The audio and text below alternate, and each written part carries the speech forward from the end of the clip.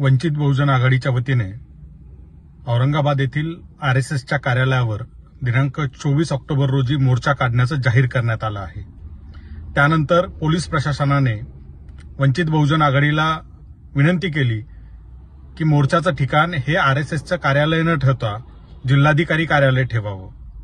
मात्र पक्षाचे नेते राष्ट्रीय अध्यक्ष अॅडव्होकेट बाळासाहेब आंबेडकर यांनी भूमिका घेतली की जर आरएसएसचं नोंदणी प्रमाणपत्र तुमच्याकडे असेल, ती संघटना नोंदणीकृत असेल तर ते प्रमाणपत्र आम्हाला दाखवा, आम्ही मोर्चा रद्द करतो, किंवा ती नोंदणीकृत नाही अनधिकृत संघटना आहे म्हणून त्यांच्यावर एफआयआर दाखल करा, आम्ही मोर्चा रद्द करतो।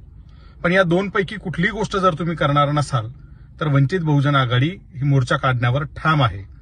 त्यामुळे जर पोलिसांनी आरएसएसवर एफआयआर दाखल नाही केली तर 24 तारखेला वंचित बहुजन आघाडी आरएसएसच्या कार्यालयावर मोर्चा काढेल, असं ठाम निर्णय बाळासाहेब आंबेडकरांनी घेतलेला आहे।